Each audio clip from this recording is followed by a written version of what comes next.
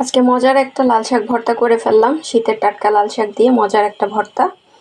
তো চলেন কথা না বাড়ায় মূল রেসিপিতে চলে যাই। তো আমি লাল শাকটা ধুয়ে বাইসে কেটে পানি ঝরা দিয়ে রাখছি। শাকটাও অনেক সুন্দর, মাশাআল্লাহ একদম তাজা। আর ভর্তা করার জন্য লাগবে আমার পেঁয়াজ, কিছু রসুন কুচি, শুকনো মরিচ, কাঁচামরিচ আর ধনিয়া পাতা। তো শাকে যায় না, তো দিব না। চলেন কথা না বাড়ায় রান্নায় চলে যাই। কড়াই বসাই দিলাম, শাকটা সিদ্ধ করে নিব। দিয়ে দেব শাকটা, দিয়ে দেব কিছু রসুন কুচি, পেঁয়াজ কুচি, কিছু কাঁচামরিচ, দিয়ে দেব লবণ। শাকটা ঢাকা দিয়ে ভালোভাবে সিদ্ধ করে নেব। তো চলেন দেখি শাকের কি অবস্থা, শাকটা কতটুকু সিদ্ধ হয়েছে।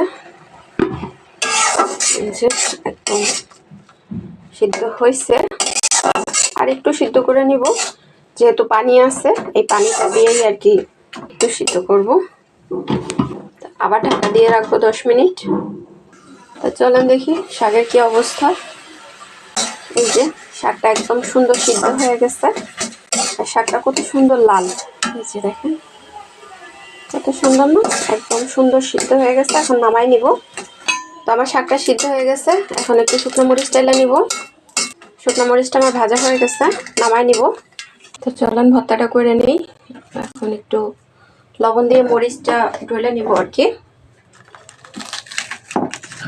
একটু ঝাল ঝাল করে করবো ভর্তাটা। নিয়ে নিলাম পেঁয়াজ কুচি, এটাও একটু মাখাই নিব। এই যে কালারটা কত সুন্দর হয়েছে, এটা দিয়েও গরম ভাত খাইতে অনেক মজা এই মরিচ ভর্তাটা দিয়ে। এখন দিয়ে দিব একটু সরিষার তেল, এটা দিয়েও মাখাই নিব পেঁয়াজটা। এখন শাকটা দিয়ে পেঁয়াজ মরিচ এগুলো সব মাখাই নিব একসাথে। এই যে আমার লাল শাক ভর্তাটা হয়ে গেছে। ভর্তা তো অনেক ধরনের খাইছেন, এভাবে একবার ট্রাই করে দেখতে পারেন। এই যে কত সুন্দর লাল হয়েছে, মাশাআল্লাহ, আল্লাহর নিয়ামত। এই যে হয়ে গেল আমার ঝটপট লাল শাক ভর্তা। তো কেমন হয়েছে সবাই জানাবেন। আর আপু ভাইয়াদের কাছে অনুরোধ রইল আমার চ্যানেলটা সাবস্ক্রাইব করে পাশে থাকার জন্য। আবার দেখা হবে অন্য কোনো ভিডিওতে। সে পর্যন্ত সবাই ভালো থাকবেন। আল্লাহ হাফেজ।